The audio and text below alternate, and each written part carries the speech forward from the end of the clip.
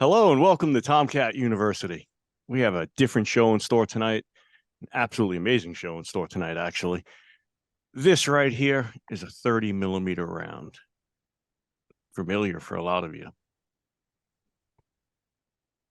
This right here is the GAU 8A 7-barrel Gatling gun,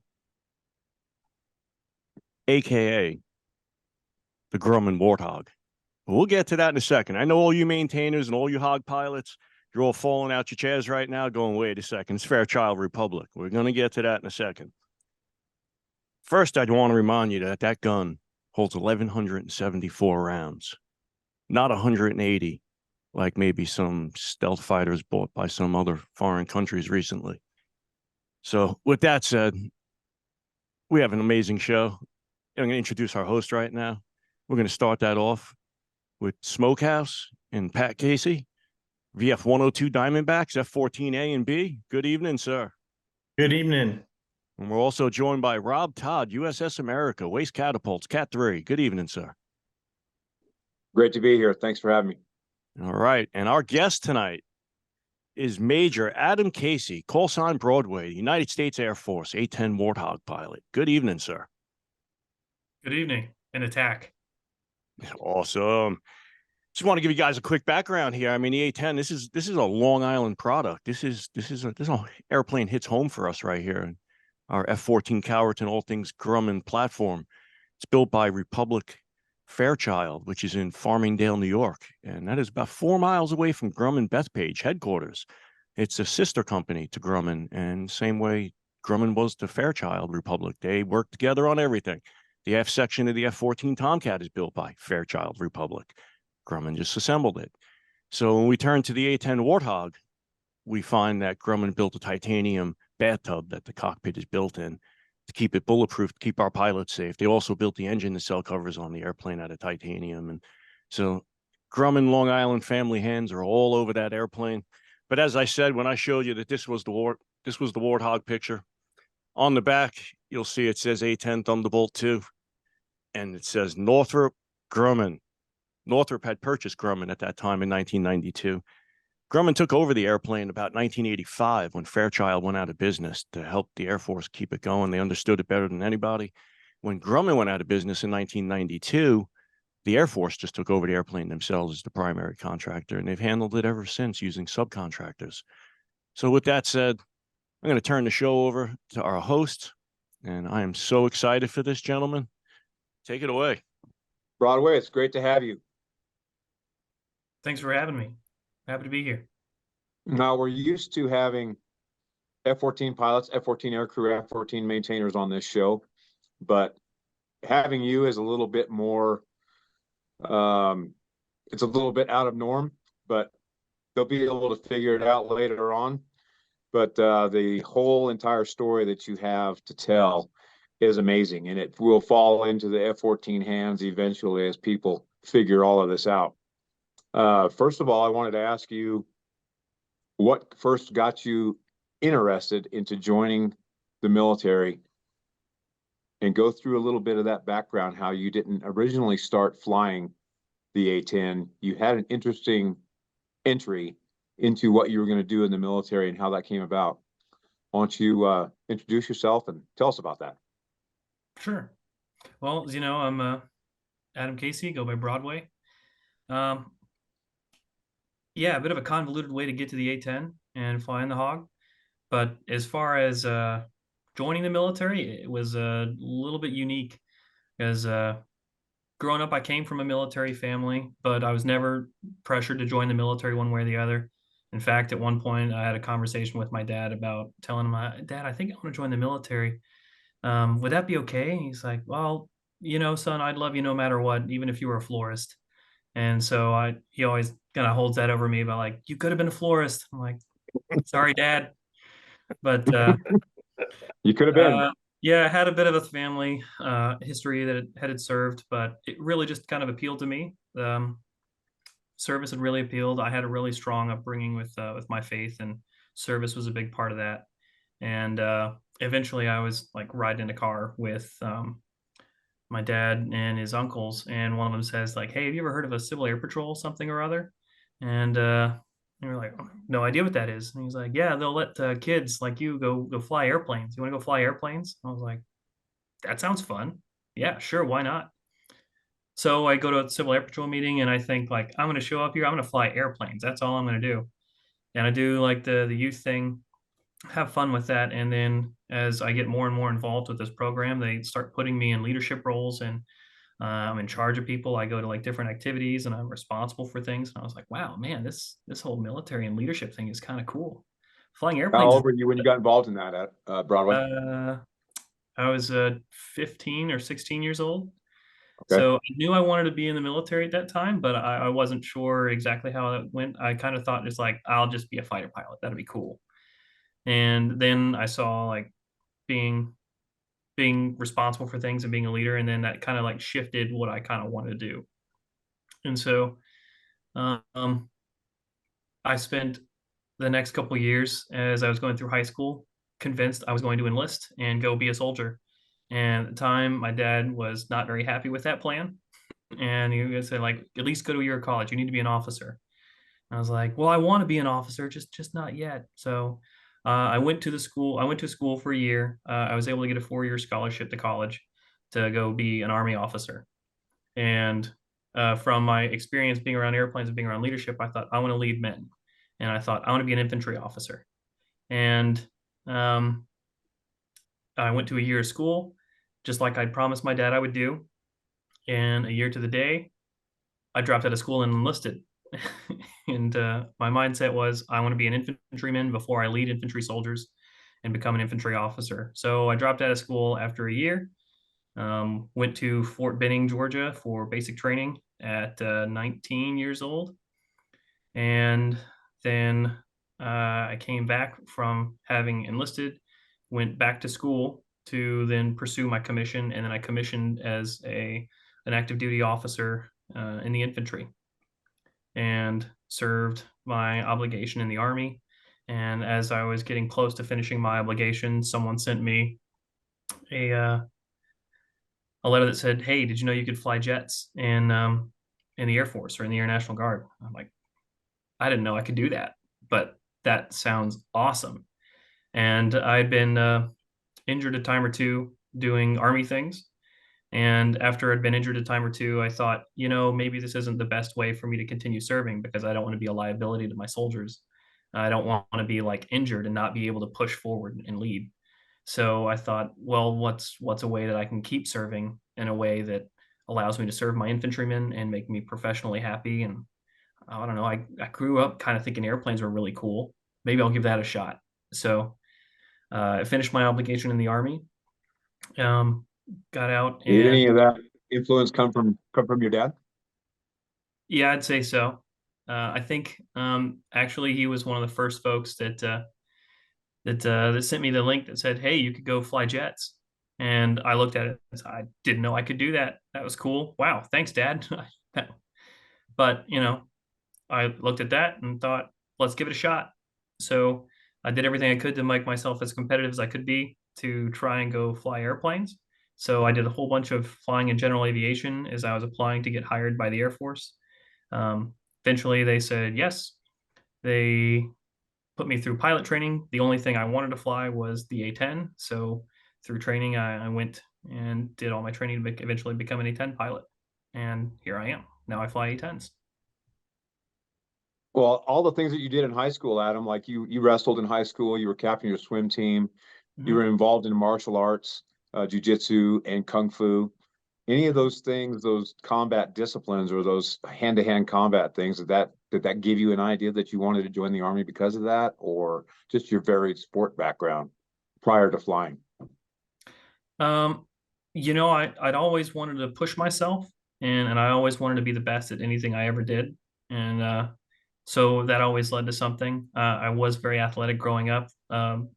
Combative sports had always appealed to me. And so I think sports wise, that's probably the only sport I've done consistently since I was like 6 or 7, was when I first started going to karate. And since then, I forget the exact order, but I did karate, wrestling, jujitsu, a little bit of MMA. Then I went in the Army. I also did combatives, and also went to combatives instructor school. And as doing that consistently while I was in the Army, then after I switched from the Army to the Air Force, I got involved into Shaolin Kung Fu, which was great as well. And now I Very still occasionally cool fight and roll. discipline in martial arts. Yeah, so definitely quite the background in the martial arts. Yes. Mhm.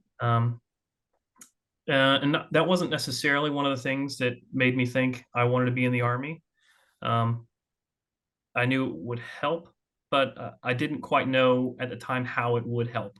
And Mhm. really, the how it would help wasn't necessarily the hand-to-hand combat part, but more of the going through the combative, the focus, the discipline, and understanding to deal with how to deal with suck, how to deal Right. with when it's not fun, how to deal with Adversity. it when I am tired, I am sore, there is literally someone trying to choke me out, and I have to keep fighting.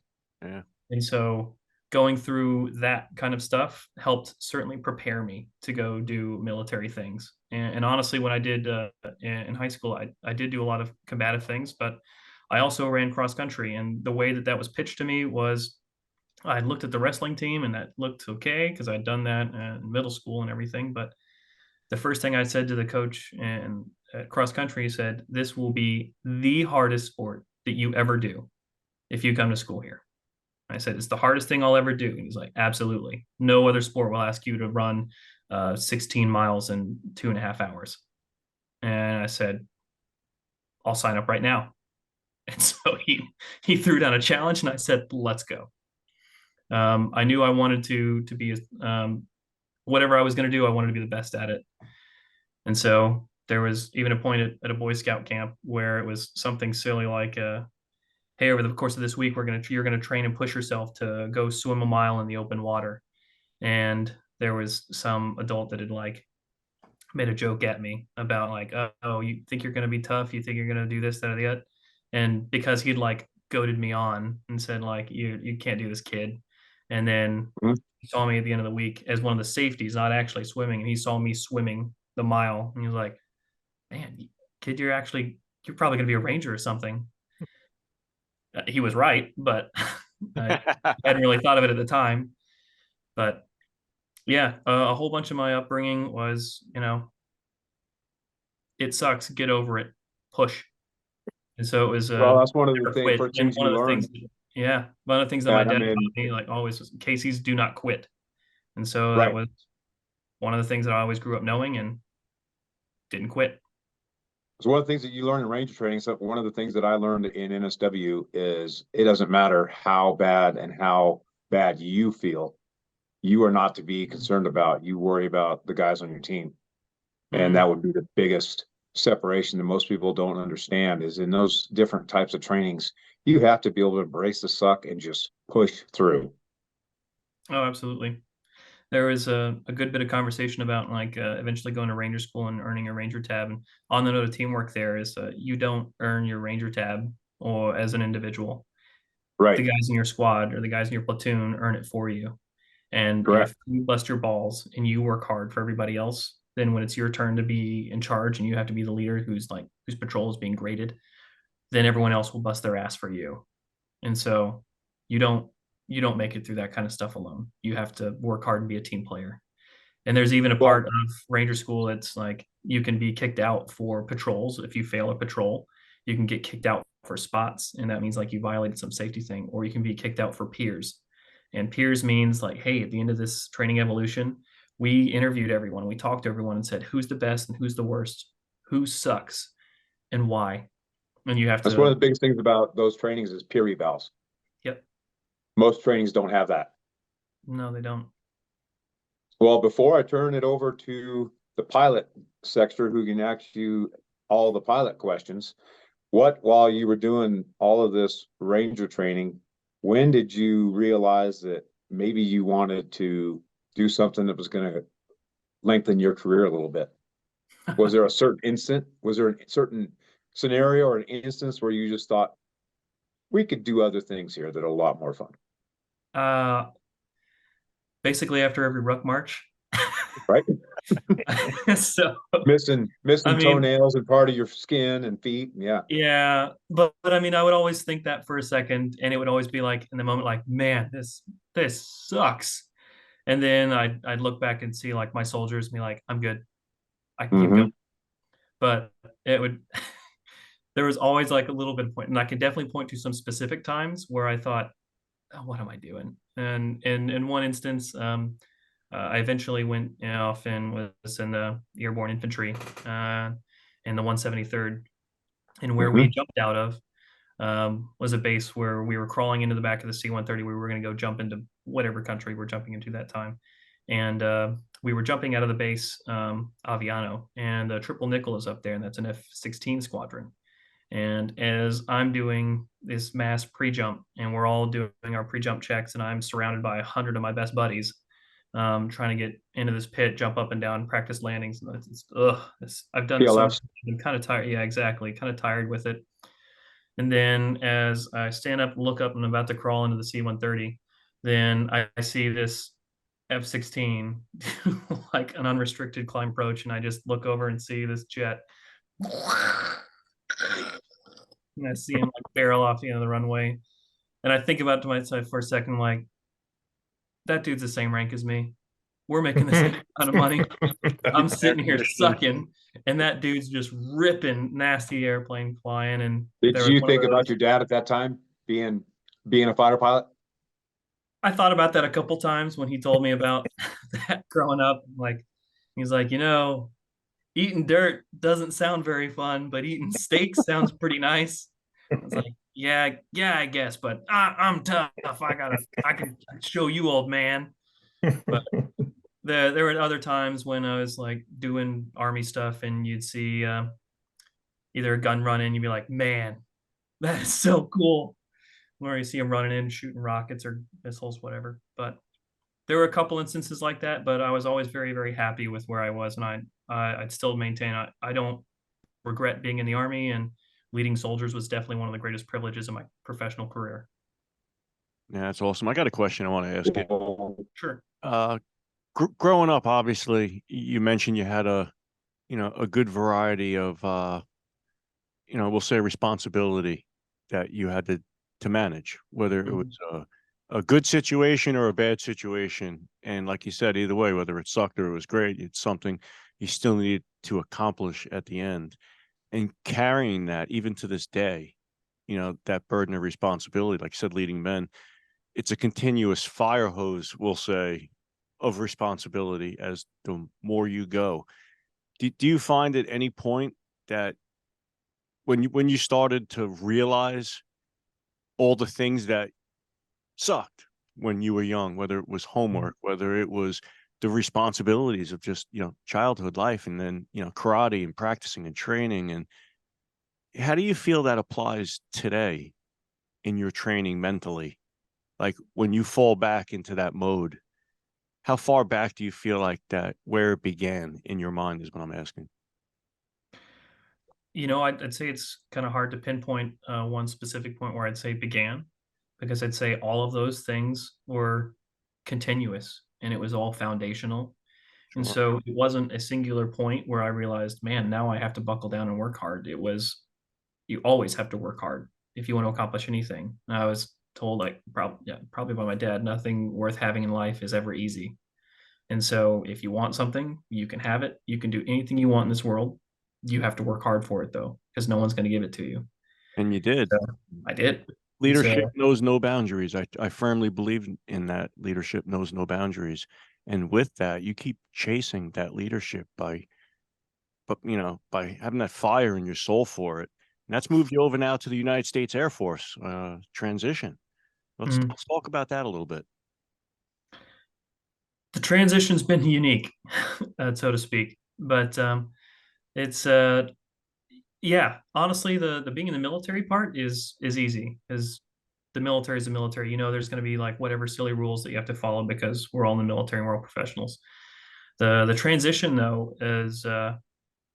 was really, really different, because culturally the Air Force and the Army are such different organizations. Whereas, like I said, foundationally, I grew up militarily and just personally, fighting and always being uncomfortable and getting comfortable being uncomfortable and having to push forward and dealing with whatever things. And then sometimes it's like, man, this sucks.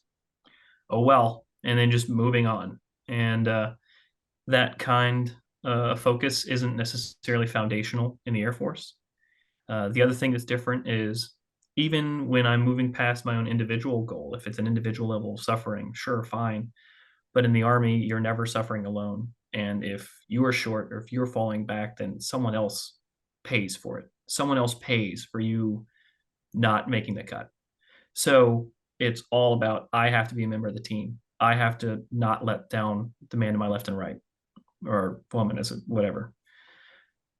But the Air Force isn't necessarily that way. And not to say that it's, I mean, clearly the Air Force has been working and fighting and winning wars for the past, what, 80 years or so now. So clearly whatever they're doing is working. Yeah. But it's just culturally night That and day. teamwork camaraderie is not present nearly as much in the Air Force as it was in the Army, right? No, it's, well, thankfully in what I do, it's pretty good. Mhm. But mostly in a fighter squadron, it's pretty great. But as far as for example, I mean, obviously I'm a pilot, I'm an officer.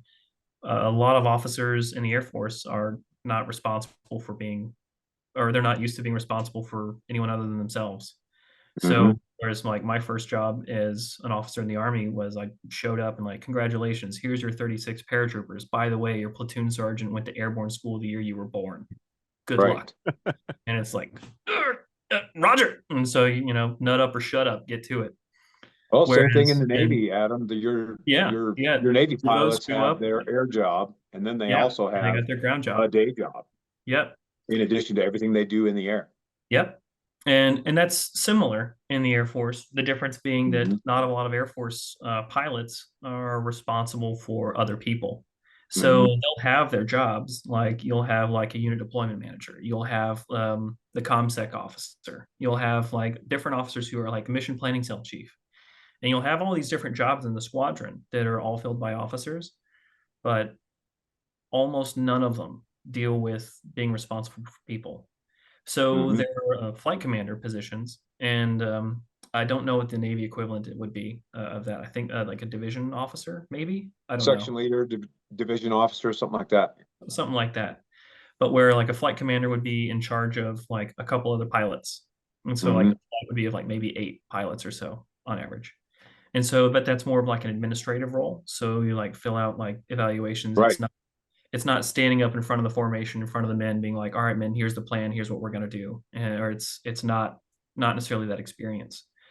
So again, that culture of leadership and selfless leadership, while it's still taught in the Air Force, it's not as foundational at the lowest level, because typically the first time you see Air Force pilots in particular be flight commanders at the very minimum would be like a senior captain or a major maybe, and then the next time they're in charge they're squadron commanders, as far as being directly responsible for folks. Now of course you've got like the director of operations, and that's a big leadership responsibility. It's like running the operation of the entire squadron, but it's not necessarily leadership in the conventional sense that you would expect of like a Navy or an Army officer. So it's different there culturally. And honestly, that's been the most difficult part of the transition, so to speak, for me. Specifically, the culture being the shift. Let's turn it over to the officer who can ask you those questions. Yeah. No, go ahead, Lorenzo. Did you have something you wanted to add? I was just saying the same thing. I was like, let's get it over to Smoke and let's hear about flying the HOG. I mean, how it all, you know. Yeah. All right. Well, Broadway, I'd like to start off by saying you must have had amazing parents, because you are just, I mean, wow. Like, I just can't believe what you just said. So honestly, it's pretty funny. We're going to talk about them later. Okay. Well, hats off to them, because I mean, man, they did a good job. Yeah. So they're also the most humble folks you'll ever meet. The most humble on a scale of 1 to 1,000,000. I hear Kathy's baking apple pie right now. I mean, they're probably 69 million on the scale of humility. I've heard that out of all their great qualities, humility was the greatest, the quality that they had. But that You being heard aside, correctly. let's talk some flying stuff. Airplanes. So the Tomcat, your first flight in the Tomcat, you have some simulators, and as most of the listeners know, or maybe they don't, maybe some of them don't know, there are no flight controls in the back seat. So if somebody sits in the back seat of the Tomcat, they're sitting in the back seat of the Tomcat. They have a very important job, but they can't help you with the flying part of it. As far as stick and rudder stuff, that's completely up to you. So your first flight in the Tomcat, they put the first 2 flights, actually, they put a pilot in the back, but that poor guy, I feel bad for him because they're letting some knucklehead with 250 hours fly this multi-million-dollar jet and go crazy. So what do they do for you in the A-10? There's no such thing as a 2-seat A-10. Is that correct? That's right now. That's technically correct. There were like 2 experimental 2-seat A-10s that flew, Mhm. but Mhm. operationally, that's 2 total. So there are no 2-seat A-10s flying, and they Okay. haven't flown in a good 40, 50 years. Yeah. So your first flight then was, just you alone and unafraid. That is correct. Yeah. So tell us about that. Tell us about your first flight in the A-10 specifically. Okay. So the something else that I think might be interesting. Obviously, you have a few sims, and I don't know how many sims it was in the Tomcat before they put you in it, but for us in the A-10, I had 3 simulator missions before I took off in an A-10, and Wow. that's right. So I had I think 6.9 hours in the sim before I hopped in the A-10 for the first time, and uh, the first time I hopped in, I don't want to say maybe I felt bad for my crew chief, but I sympathized for him because when you hop in the airplane, the crew chief will hook in his headset to the side of the airplane so he can hear you. You can do the calls back and forth to make sure when you're starting up the engines or anything like that. And I don't know how many times I said, "Holy shit, I'm in an A-10." Like, Yeah. Yeah. down in there. So I'm Yeah. sure the crew chief is in there doing his checks and like making sure the hydraulics and the gears all set, and he's just sitting there like, the pilot, Yeah. oh Yeah. boy. Okay. Yeah. So yeah, and so that was kind of funny. And same thing after getting to when it actually finally gets to the runway, some of the training takes over and he's like, all right, I know what my call outs have to be. I know I have to say this. I know I have to check my airspeed. I have to check my gear coming. I have to raise my flaps. I have to make sure I set my right climb angle. I have to get over. I have to talk to departure. I have to talk to whomever. And then eventually, after like flying and departing out of DM, flying up to the airspace, there's a little bit of kind of drone after it's like, all right, climb, maintain, hold, 17 block 19,000 for the next 25 miles or something, or 80 miles, I guess it was the airspace. And so in that little bit of drone period, then it's time where I can kind of breathe for a second, go, and then look around and see these huge engines and look out to the side and then see like weapons hanging off the pylons. And I'm like, this is so cool. No way, dude, no Yeah. way. And So that your first flight then, you didn't have a section lead that you had to follow around, or like they just said, here, come back in a little while? I had an instructor, but I wasn't flying on his wing. So Okay. the first couple sorties in the A-10, I think it's called the I don't remember what it's called. I think transition or something, whatever. But yeah, you're basically flying single ship with your instructor on your wing, and so he's Oh, flying in like a safety, like a chase kind of thing. gotcha. So for the very first takeoff, it's kind of like a formation takeoff, and he's taking off to make sure I do everything right. But very much everything in the A-10 is you are alone and unafraid. You are a single seat fighter pilot. Make it Very happen. cool. Very So when I cool. say things like call outs, I mean, I'm not talking to anyone else. It's just me making sure Yeah. everything's fine in my airplane. Yeah. How was your first landing? Uh, Actually pretty good. Yeah, not bad. No, Your private pilot training kind of helped a little bit with that. no, not at all. But the A-10 is a great, great, great airplane to fly. It's one of the most responsive airplanes I've ever flown. And kind of like when you shift from flying a T-38 to the A-10. I mean, the T-38, you've got like a 2 mile turn radius, and you're trying to like see, all right, I want to put it down over there, and you eventually get there with those short little stubby wings. But with those long, like thick wings that the A-10 has, you can turn on a dime. You said And about so, that straight wing. oh yeah, I tell it to go right there, it goes exactly right there. And yeah, no, it's a great flying airplane. It's probably one of the most fun airplanes I've ever flown. Wow, outstanding. That's that sounds like a lot of fun. So you alluded, I think you talked about being an Army Ranger, and the mission of the A-10 is that's really what you do, and you got to see that from the ground, and you got to see those guys coming in and schwacking what needed schwacking. Now you have a different perspective, obviously, but I imagine that that's extremely useful because you've been there on the ground. So talk a little bit about how your ground experience as an Army Ranger and calling in close air support and the 9-line brief and all that stuff. Now, from a pilot's perspective, just talk a little bit about that, if you don't mind. Sure. So it's obviously very different going from the ground into the air. It definitely helps me appreciate. I mean, I also had training, and not just as a ranger, but in a long range reconnaissance. And so part of that was also 9 lines and target talk-ons, and we had trained extensively on how to do that. And we would always get back briefed on like, you need to be really detailed because it's going to be really hard for the guy in the air to like follow that talk-on.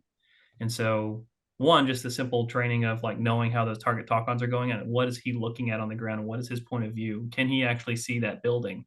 And things that you'd think to say, I can call that out, that don't quite make sense to airplanes. So that's one thing. The thing that's really helpful is whenever I'm flying and I know what the tech situation is, if I've got like products from the JTACs or the guys on the ground, I'll know. They'll say, okay, well, this is a battalion push, and we've got Alpha Company here, we've got Bravo Company here, we've got Charlie Company up here. And most pilots will look at that and just think like, oh, well, that's where friendly dudes are. And I'll look at that and say, okay, well, it looks like this is a battalion attack, and you've got Alpha Company assault positions, you've got Bravo and support by fire, and you've got Charlie split in two on security. So, okay, I can see what that looks like, and I know what they're probably going to be doing. I can also look at whatever graphics or intelligence is saying, because typically our intelligence folks will be briefing us on, here's a surface to air threat, here's what a potential air threat might be. But they don't usually brief the ground order battle. And so I'll look at the graphics, I'll look at the intel reports and say, okay, the enemy we're fighting here is actually mechanized infantry, or it's BTG, for example. And so I'll say, all right, well, that means doctrinally these guys have this number of tanks. This is how they fight. This is how they get into one position or another. So if they come into contact with our friendly forces, this is where it's going to happen. This is where it's most likely they're going to need the most close air support most quickly. The other place where that comes in handy is honestly with not just talking to, but training JTACs. So in the Army, typically the JTACs, or the Joint Terminal Attack Controllers, would be the Air Force dudes or whomever. Actually, it's a joint qualification, but whomever on the ground would be certified to call in close air support. And in the Army, most times I'd honestly tell the JTACs to shut up and color and just make the thing dead. I don't care.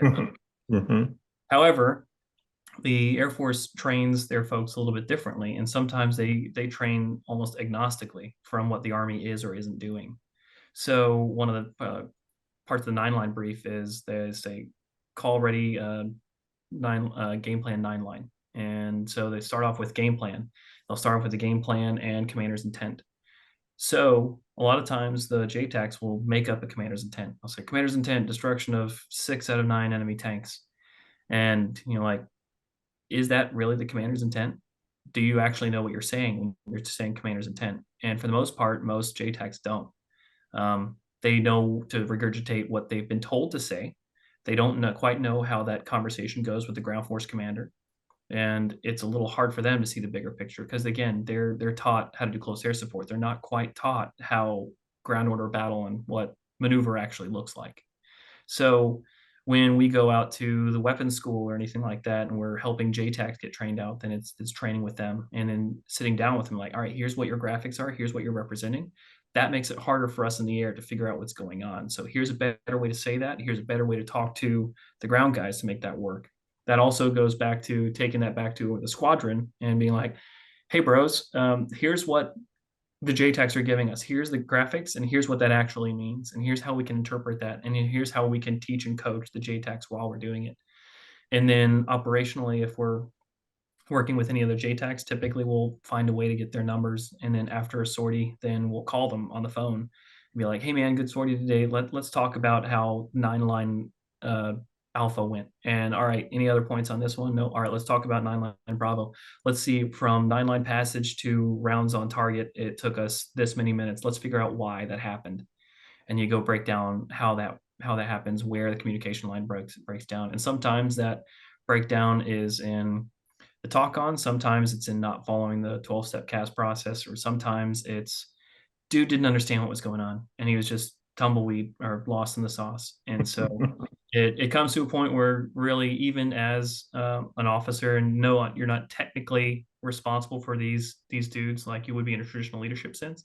You're responsible for the accomplishing the mission. And so you're still responsible for teaching these dudes and making them better for the next A-10 pilots or the next close air support fighters that have to check in on station. And most importantly, you're responsible for taking care of those soldiers who you're supporting and providing close air support for. Yeah. So what I see here is being on both sides of the line, being a Ranger and then being in an A-10 directly over, you know, whether it be Rangers or Special Forces, whichever. But you don't, like, I think you really nailed it. You don't just see friendlies. You see, you see what's going on. You have the actual battle picture in your head. And it reminds me, if I was to make a correlation to it, I would say on the last Apollo mission, we finally sent a geologist to the moon. Thought he was pilots before that, taught to look at rocks. But we finally sent a geologist. And this is the way I feel like what you're saying right now is this is someone in the cockpit that actually clearly understands both sides of defense of what he's seeing. You know, so I mean that's epic. Smokehouse, question I have for you, flying the F-14. Were you at all? I mean, I know for the most part you guys were air to air at that time, but you were starting to go air to ground. So did you yourself get any sort of training like what he's talking about, with actual guys running around on the ground and you're low level in a Tomcat? Absolutely. Yeah, even at the basic level, in the A4s and advanced A4s, you did dive bombing and strafing, and in fact, right before the Gulf War, they gave us, I mean, we had iron bombs. We were the VF-102 was the first squadron to get iron bombs. We didn't use them during Desert Storm because they weren't at that point yet. Yeah, it had kind of happened a little faster than what we were ready for. But yeah, we had to be familiar with the 9-line brief and the close air support missions, and we had people that were called in for that too. So it was Broadway. I can tie both of you and Smokehouse together, because when I was on the ground and we had to call FAC A, if we needed a fast mover, it was a Tomcat. If we needed something a little bit more with a little bit more punch, we were praying that there was an A-10 in the airspace. So it was either if there was a 14 fast mover, be able to get there fast, get the job done, or the A-10 was closer by, we would pick an A-10. But we had our choice of the battle space, but it was either an A-10 or it was an F-14. Well, I can give you A-10 could bring the hate and the discontent, and the 14 could just scare the living hell out of them. Well, you guys remember during Desert Storm that a Tomcat got shot down, right? And yes, the crew, the backseater was captured, and the pilot was rescued. And it's an amazing story. I mean, I don't know if they made a movie out of it or not. I think the fella's name was Devin Jones. Don't hold me to that, but I think that was something like that. At any rate, they came out with the story, and he was shot down. The Iraqis had triangulated his position, and he was, broadcasting for a rescue. and he could see the trucks coming, and it was looking really bad for him. His backseater had already been captured, and lo and behold, these two Warthogs came over the horizon and blew the Yes. crap out of those Iraqi trucks. And then the next thing you know, the helo shows up and he goes home a hero. Smokehouse, I was supposed to be involved in that because I was a rescue swimmer at the time. And we had HS-11 was aboard the America, but the one aboard the Saratoga was the one that took care of that rescue. Yeah. It was a really interesting story, and it was the A-10s that saved the day. They got knocked It out was. by Sam, right? Tomcat. Yeah, sort of. If I could throw one out there really quickly, because you're talking on a couple of you've already mentioned two of the A-10's great missions. So obviously close air support is our bread and butter, but being FACs or forward air controllers, that's another one of the A-10's primary missions. And so A-10 pilots are trained specifically on close air support and how to be a forward air controller. The other primary mission that we have, because FAC and CAS or FAC and CAS, but they smash those together, and that's one of our primary missions. The other there being CSAR, Combat Search and Rescue. So I know the pilot of the A-10 that actually flew that mission and schwacked the trucks and saved the Tomcat driver. Isn't that something? Yeah. Because Combat Search and Rescue, or the Sandy mission, as it's called in the A-10 community, is also near and dear to our hearts. So if we're not training with JTACs on getting aggressive, just going out and killing the enemy, we're training on how to bring our people back. And so the personal recovery mission is a big deal. So Sandy 1, or that flying call sign, is the rescue mission commander. So those dudes were airborne CSAR alert, and they were sitting, waiting, ready to go pick up that dude or any American. And the unique part about that Broadway is you have to be trained in both of those specific lines and be able to flip that switch, whether it's going to be you're engaging the enemy or you are in a CSAR. Oh yeah. Capacity. Oh, yeah. It's unique, but the A-10's great at what it does, and we've got a whole bunch of special stuff that we can flip the switch. And it's not necessarily just the technology as much as it is the training specifically. So it's not uncommon for us after a CAS sortie to then say, like, notionally, like, oh, just kidding, so and so got shot down, you now have on scene command, ready, go.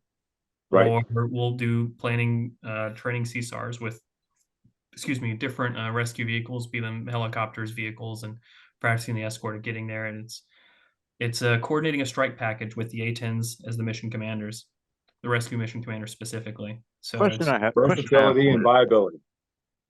Question I have for you. In the Navy, when you run a FAC-A platform, it almost always is a tandem seat aircraft. It's been that way in the Tomcat community, and that second set of eyes back there allowing you to fly low level through the brush, and having him, call out and point out the targets and, hit him with the pod this way. So, Tung told a great story in episode 3 where he was flying FAC-A and using the lantern pod, and he was just pulling targets out of his hat. We use a different word. Had his hat all over the ground, and he was just belt feeding hornets into those targets right off the tanker. And I'm curious to how you feel. You're doing the same exact mission profile, single seat. So the controlled chaos comes into my mind, that term of, processing it all, and, the RWR gauge, the whole 9 yards. And do you think, or would you, well, I guess the right word would be, would a two-seat A-10 Warthog have been more relevant in the FAC-A role, being that it kind of, the A-10, would you say, grew into the FAC-A role, or would you say it was kind of always, a mission of the airframe? It was kind of always a mission. So the A-10 community, it has a whole bunch of different old airplanes, like smashed into one. So the A-1 Sky Raider, that's mission for close air support and FAC and Sandy, as well as the OV-10. So the Sky Raider was not as much of a FAC, but more close air support and personnel rescue. And the OV-10 was mostly the FAC-A mission. And the F-100 was just strike. But the A-10 took all those missions and smashed it into one. And so we took the best parts of those communities into one thing. So the one A-10 community song that you'll hear all of them sing is "Dear Mom," and the line, if you already know, dear mom, is that what you're smiling about? But I'll just say the first couple lines, dear mom, your son is dead. And that's the start of it. But it's an old Mhm. flat song. What a But great to answer song. the question, yeah, it is a great song. Well, the Tomcat community has the Defense Department regrets to inform you. Yeah. But to get to your question, no, the A-10 community was built specifically about that. And because we have the folks who are primarily focused on the ground, we're already looking at that and looking at those strikes and looking at controlling the stack, and that's something that happens. Now, when I went through like the FAC academics, I went through with a whole bunch of, oddly enough, you mentioned it, Super Hornet dudes. And so it was the pilot and Wizzo. And we all occasionally talk about like, man, that would be kind of cool if we had just like someone else to just like split the roles, because for the FAC mission you got brief, stack, mark, and control. And so if you just had one dude in the backseat whose sole job was brief and stack, and you could work, mark, and control, that'd be kind of cool. However, then you have some dude in the back trying to tell you how to fly your airplane, which sucks. No, But right. yeah, Not always. like legitimately an actual advantage, without just smack talking, would be that the A-10 can like loiter and hang on the boards and just fly around very slowly without burning much gas. So our time on station and our ability to fly slower and quietly keeps us away from the battlefield and keeps the enemy from being able to hear us, much less see us. And because we're also trained, we're slow enough that we can actually look outside and pick targets. We're faster at that target acquisition, and we have longer time on station to develop a better FAC profile, manage the stack, and bring in fighters. And because Your time on station was unbelievable. it is, I it's remember looking at those A-10 TOSs and I just couldn't believe it. So oh yeah. So the A-10's ability to be on station, establish a pattern of life, and control the stack and control the violence, as the Misty call sign implies, we control violence. Mhm. Everything about the A-10 is great for it. That said, you also talk to guys who've been FACs and doing the FAC thing, and the whole having a grease pin and writing on the canopy, that's a real thing, especially as a FAC. Mhm. So Right. making sure you've got that is pretty sick. I've also talked to a couple other like guys who are a bit longer in the tooth than I am in the A-10 community. And the one thing they actually said was the only other platform that they would ever give credit to being a pretty good FAC platform would be the Tomcat. Specifically, it was the The 14, D. the B and the D. Yeah. Right. Both the pilot and the Wizzo trained as FACs. And so when they had one dude whose sole job was do that and the other dude whose sole job was FAC, turns out they're pretty good at it. You can get into Yeah. specifics about like the time on station and stuff like that, but as far as Mhm. having two dudes whose sole job is be a FAC, pretty good. Yeah. And if The, A-10 effective. and yeah, they're pretty good, then The they're guy in the pretty good. back. Well, I just Uh, got to say real quick, we're at Smokehouse. Just got to say real quick, the first Tomcat Squadron to bring FAC A to life Mhm. was VF 102 Diamondbacks. Yes, sir. Yes, Oh, sir. yeah. Got to throw And they were starting that one right before Desert Storm, and then right afterwards they got back into it. But what I was going to add to, you know, at Broadway, you made the comment that that it's somebody telling you how to fly. That's not necessarily the case. The just like with pilots, the caliber of the person that you had sitting in the back made all the difference in the world. If you had somebody that knew what they were doing, you didn't have to worry about a thing because they were spot on. I mean, Grapper comes to mind. He was on your show earlier or a few episodes back, but there were guys like that were just, it made your life so much easier. But on the other side of that coin, if it was a guy that was incompetent, it made your life so much harder because it made you less of a pilot. You were worried about, looking at his elevation tilt of his radar, or his, you're in the wrong mode, or you're in the, so it can be good or bad. And I imagine the technology has changed so significantly now that a lot of it is probably very, very automated and, almost idiot proof. Would that be fair to say? I don't Mhm. hate Wizzos. Wizzos are people too, for sure. But the only reason I make the coy joke about somebody telling me how to fly my airplane is because typically the only times I've ever flown with other people in my airplane, at least in the military, is with another pilot. And when you've got two Type A pilot personalities, Yeah. shut up back there. Yeah. That's Wait the a only minute, reason, because I'm a fighter- single seat fighter pilot. If I had like Fighter pilots are dude, Type A personalities? imagine, yeah. I've heard Yeah. that. Now, But the Wizzos that I've met, they're really really good folks, and honestly, I really don't hate the idea of someone whose like primary job is to be my buddy, and then we go Yeah. kill people together and then high five after dropping Oh bombs. yeah, and if they're That good sounds at it, great. your life So is I'm not great. upset about that role at all. If they're good at their job, life is great. But then if you have somebody whose call sign I won't mention, and they're bad at it, then your life is really hard because you're I mean, it diminishes. For instance, if you're leading a strike package and the guy in the back is not very competent, he's putting the entire strike package at risk because of, so but yeah, a guy that knew what he was doing back there was just worth their weight in gold. Wouldn't trade it for anything. The great thing we now kind of transition to, because it's not uncommon though for a FAC still to fly with a wingman, and so the principles of mutual support, you got your vis, comm, and firepower. And so if Oh, I've got yeah. a wingman, then he's got visual lookout, he's talking to me on the radio, and if I'm getting someone's trying to be a smart ass about it, he can whip out some firepower real fast. So having that mutual support, be it either a guy in the back seat or a guy in another airplane, is absolutely essential. And like I kept saying about foundationally, like it's a team sport. Nothing is individually based. The same Mhm. thing I think in military aviation. And so the advantage, especially having the Tomcat, is like if you're flying your section, you've got another pilot and another Wizzo who are looking out for you in addition to the dude in your backseat. So all around, it's like people taking care of each other, and it's the team Yeah. getting the job done. So Amen.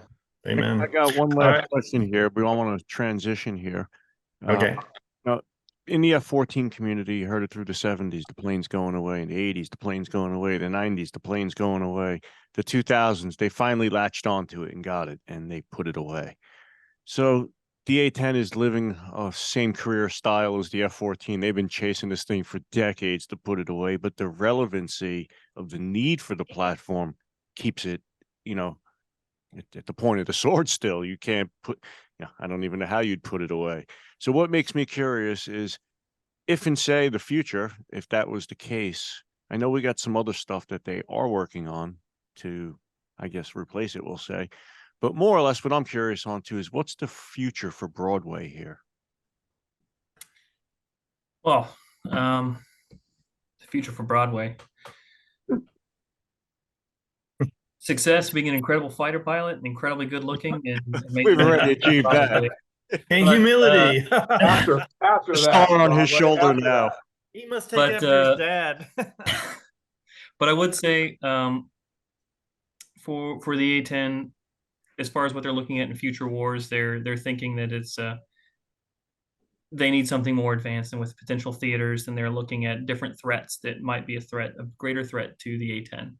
So I understand why the A-10, they're trying to get rid of it, because they want to bring in something more survivable in a contested environment.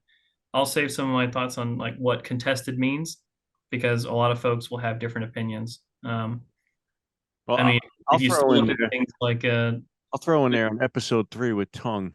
He was Mhm. using an F-14D Super Tomcat lantern equipped night vision goggles against guys on horseback. So I'm just saying. So So Yeah. there's that. And Contested, honestly, right? there's Fireman.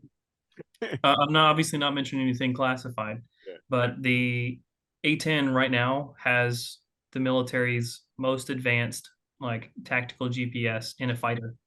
We've got the JRG as far as like the jam resistant GPS. I'm sorry, I always know where I am. I always know where the enemy is, and my bombs always hit their target.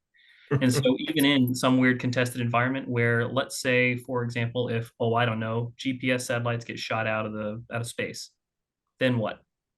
Well, I can tell you that there's one community of pilots that still knows how to fly without a GPS, and that still know how to fly with a map. And I don't have to have a GPS to be able to employ and hit my target. So as far as flying in contested environments, A-10 pilots still do that.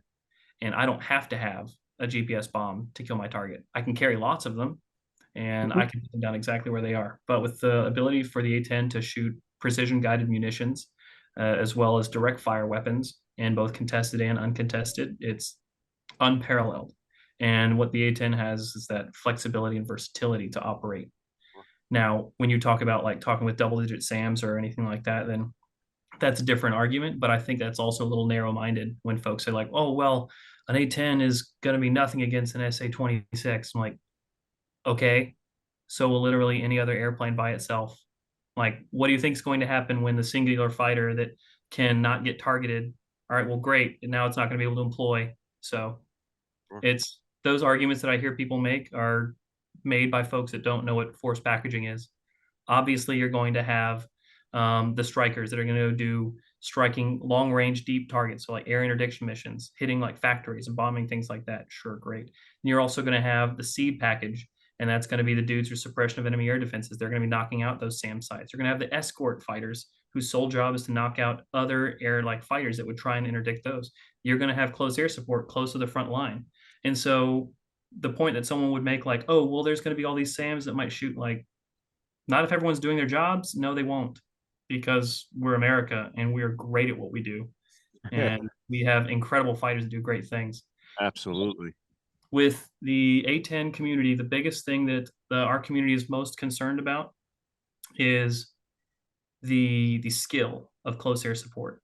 And we don't, if you put an A-10 pilot in an F-18, for example, I could do some great close air support, because the community we have of close air support professionals built up, if you say, hey, you can do close air support in this jet with afterburners, cool, that sounds really good.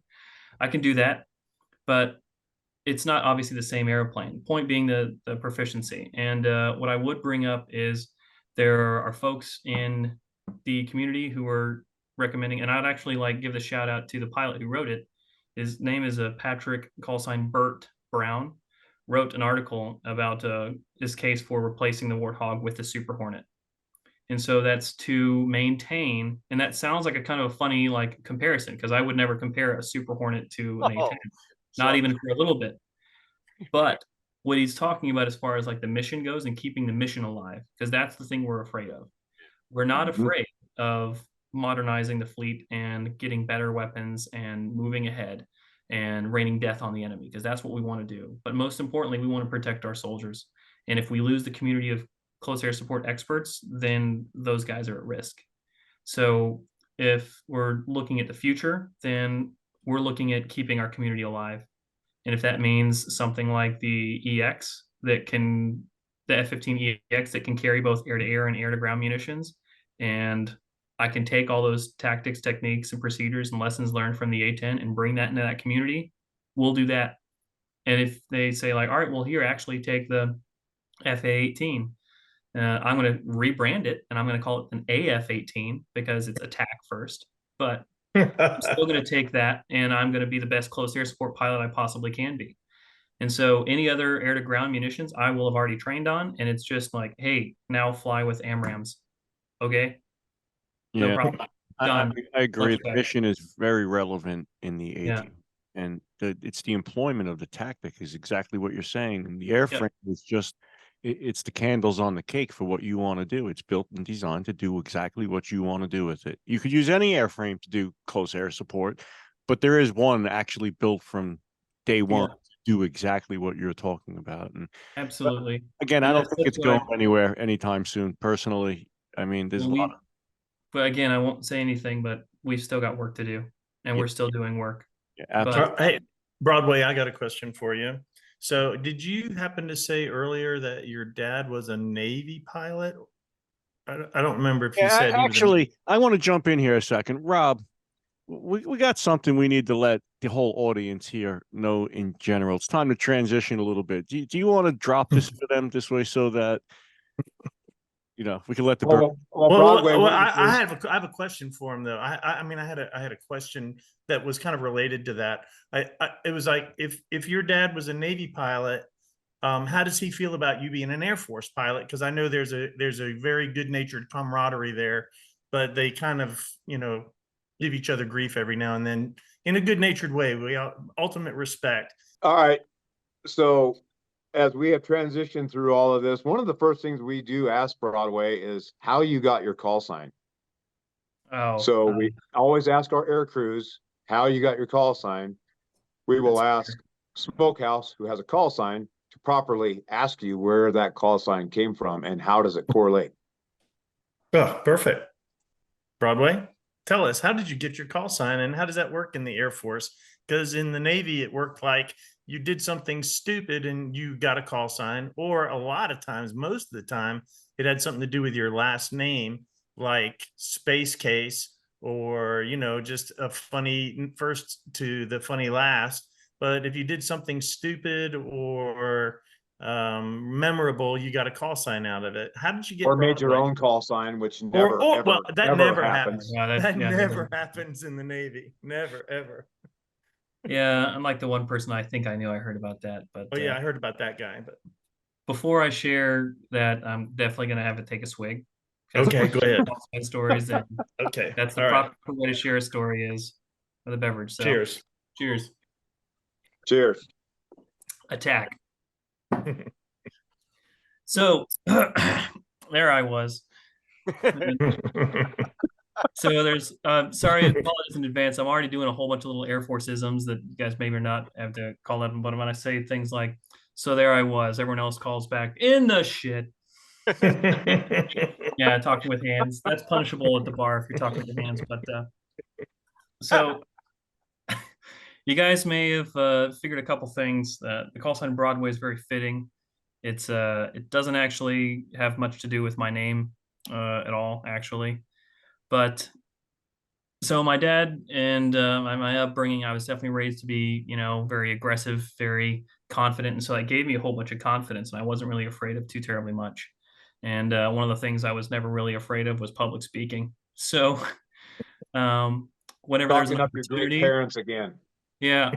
So whenever there's an opportunity to steal the show, I mean that generally is something I kind of lean forward towards doing. So, So you're saying it's but it to you. A bit of a ham. a little bit. So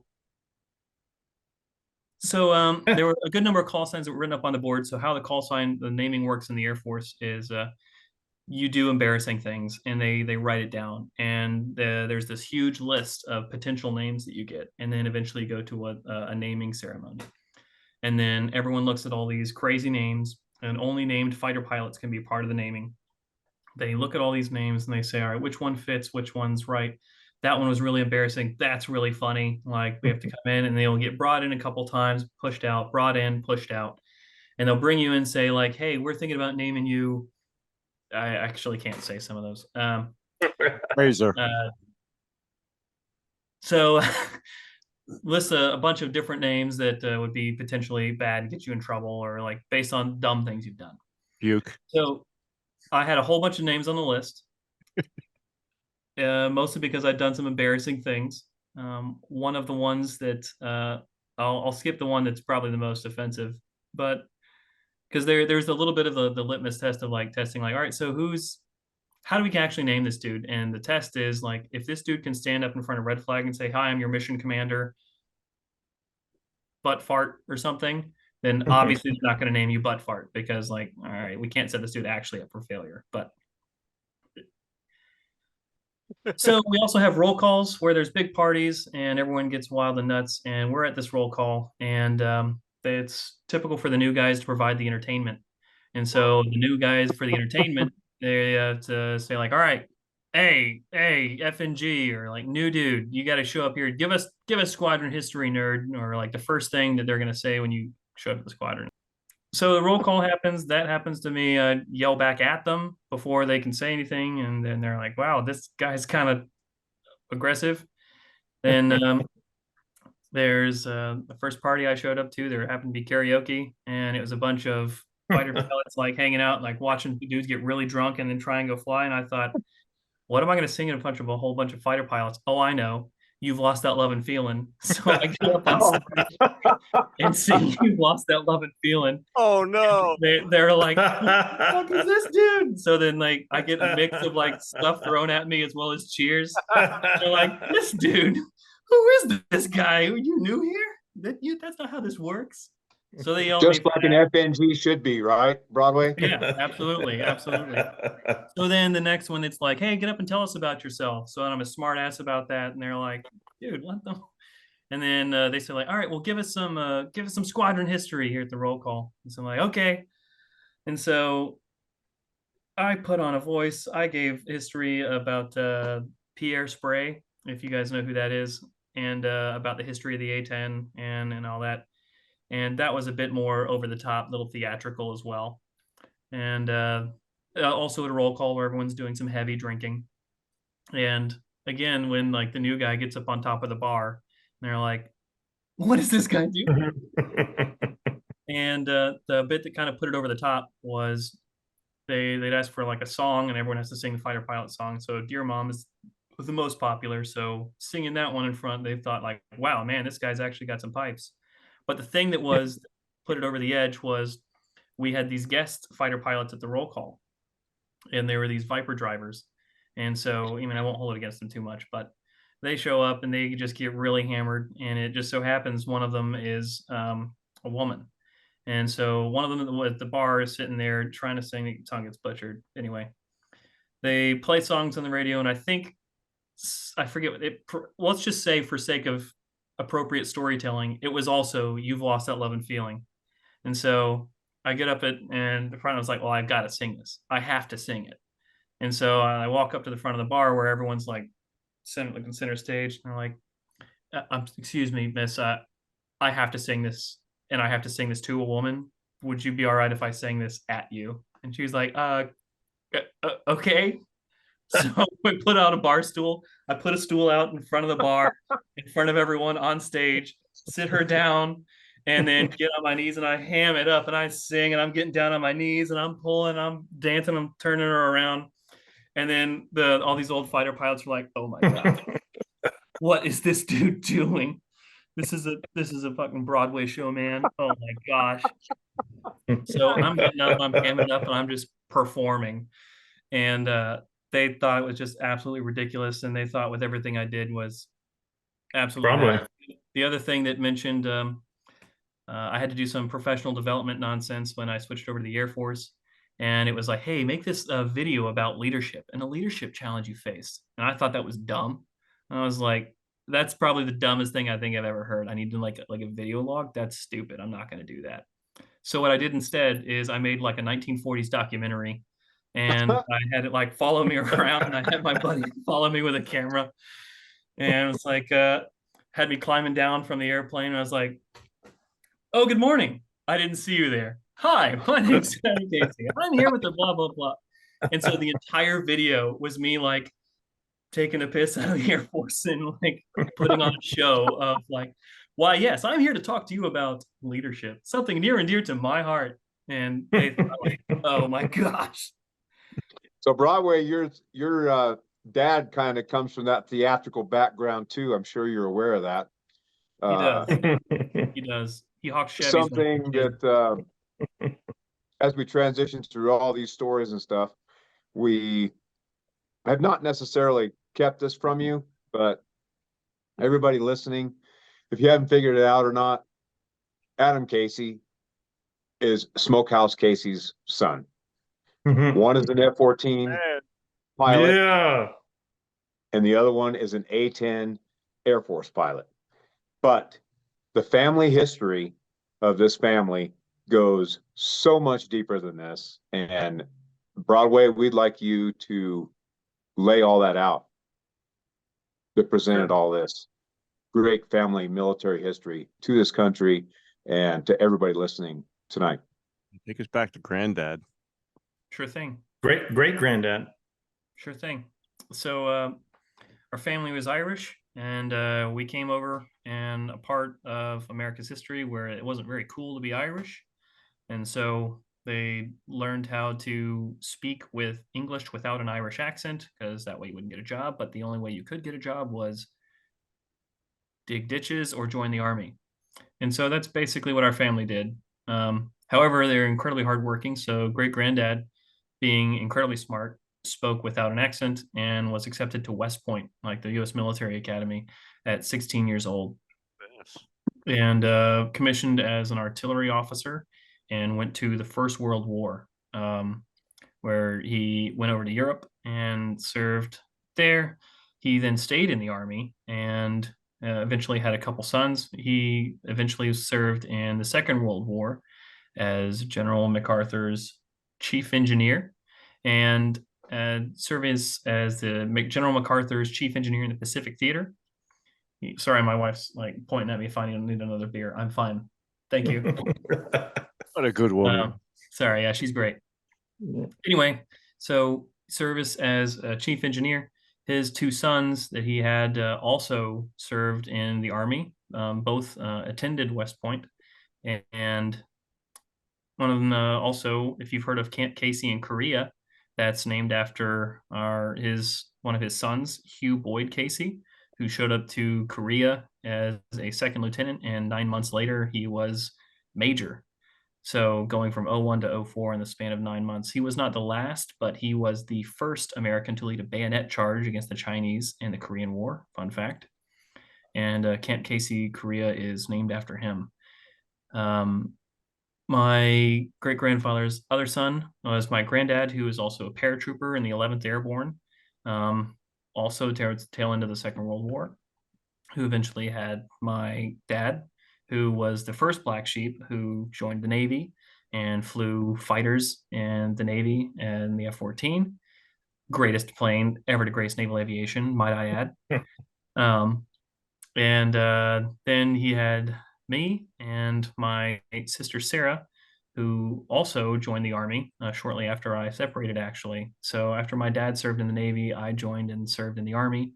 After I left the Army and switched in the course of transitioning, so to speak, to the Air Force, my sister joined the Army and actually got stationed at Camp Casey as an artillery officer.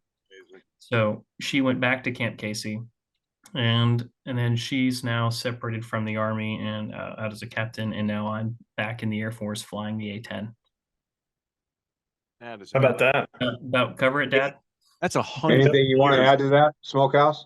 That's over No, 100 years. Honestly, the only thing I want to add is that even though he's an Air Force pilot, no father could be more proud of his son than I am of this young man. He has accomplished so much more in his young life than I ever did in my entire life. So I just, it's amazing.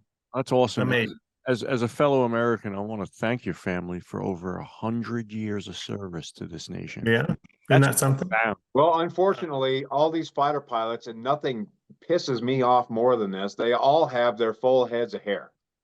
So having to put all that hair on those granite rocks, good luck with all that. Yeah, I'm going to share a secret with the World Wide Web. I do the comb back here. So I just comb it back where it's a little thin. I just comb it straight back. See, that's why I grow my beard out. So hopefully I can grow it over the top of my head. Yeah.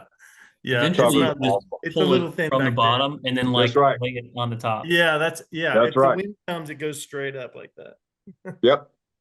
But yeah, that's awesome career, man. I gotta say, and especially Sarah, man. She herself has done an outstanding job. Oh, she is. Sarah is. She's super tough. Some history Tough as books. nails. She really is. She's so smart and pretty and tough. I mean, Congratulations to her. my too. kids are all my kids are amazing. Yeah, they really are. They really are amazing.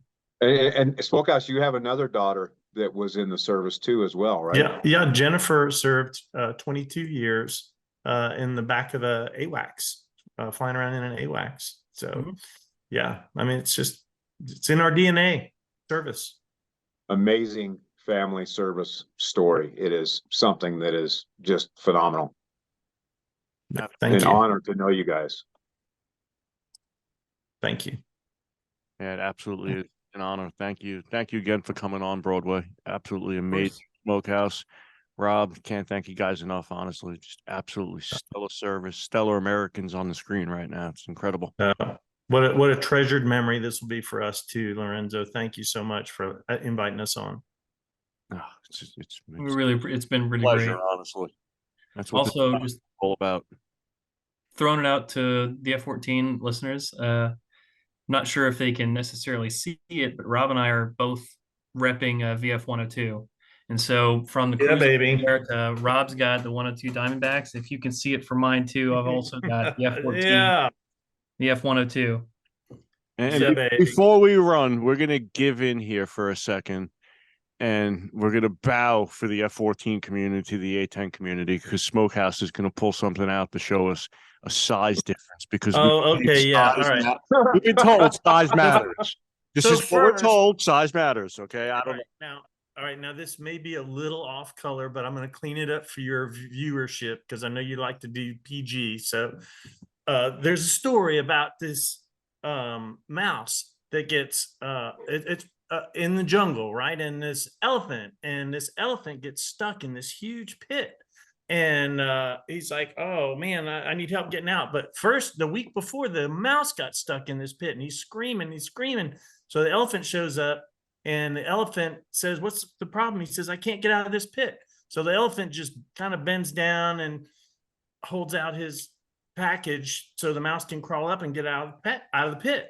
So a week later, lo and behold, this poor elephant falls in a very similar pit and he's screaming for help. Well, the mouse hears him and the mouse says, oh, no problem. I'll go get my Corvette and pull you out. So he goes and gets his Corvette and pulls the elephant out. The moral of the story is if your schwanz is big enough, you don't need a Corvette. So with that story being told, this is Adam's 30 Mike. This is my 20 Mike from the F. Oh, Yeah. Yeah, man. come on. Look at that. That's not right. That Tomcat bullet's cute. That's not right. Horrible. Cute. Never heard a 20 millimeter referred as cute until it stands next to the A-10. Look 30 at that. mic. Look at the size difference. Oh my gosh. Amazing. It obviously skips a generation. Right. The airplane, but my dad also heard the stories with the nurses. That's probably definitely not PG. Yeah. Well, you guys have. X-Nate on the Earth's name. Mom's close by. Well, you guys Shout have out to Kathy who holds this all together. Shout Oh, out. she's amazing. Amazing. How in the world? Yeah, And you know, she was having all those kids while I was out at sea for 6 months at a time, and she somehow or another did it all. Ripping around. with- Adam was born when I was out at sea, and Sarah was born while I was out at sea. So Kathy had 3 little ones to take care of, and I was gone for 6 months at a time. I've seen that video of him holding Adam as you got back from Desert Storm. It is amazing. Yeah, that was Sarah. That was Sarah I was holding. Yeah, Yes. yeah, and Adam obviously, but Right. yeah, Sarah. It was the first time I saw Sarah. Yeah, that was pretty crazy. I thought you were going to add in that you dropped Adam. So. Yeah. Well, my older sister No, dropped him. his My dad big didn't. sister dropped him. Yeah. Oh, He Right. Someone Holly dropped him. dropped him. You look at his Yeah. resume and you're like, something happened here. This He did. landed on his Guy head too, wound. by the way. I don't know. Well, no kidding aside, it is absolutely amazing to have you on tonight with you and your dad as a naval officer and you as an Air Force officer. Just goes to show you, even though we can bash the Air Force a lot and they bash the Navy back, we're all brothers in arms when it all comes down to it. And we've exhibited that here tonight. Absolutely.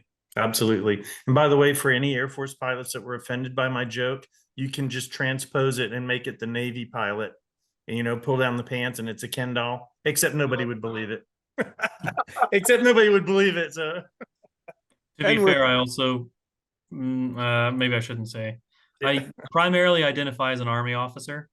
Right. But, that's at least my foundation as an Army officer. But proud to be in the Air Force now. And with that, we'll close the show out with brain killer. email F14Calverton@gmail and just put attention Smokehouse for any complaints. I'll forward. You can never have me on. You can find us on Instagram at F14 Tomcat. We have a link on Instagram where you can grab our merch, support the show, which I have a t-shirt right here with us in studio. Grab a shirt, support the show. Absolutely awesome. You find us on Apple, Spotify, also on YouTube at F14 Calverton, all things Grumman. We have Facebook at the F14 Tomcat Radio Show. You find us on Discord at F14 Tomcat. And again, shoot us an email, F14Calverton@gmail.com. I want to thank all you guys again and shout out to the United States Air Force. Give them a big shout out and let them know Fly Navy is what it's all about. Again, thank you guys. Appreciate it. Smokehouse, Rob, Broadway, absolutely amazing, amazing family, amazing show, amazing Americans here. Just thank you guys so much, honestly.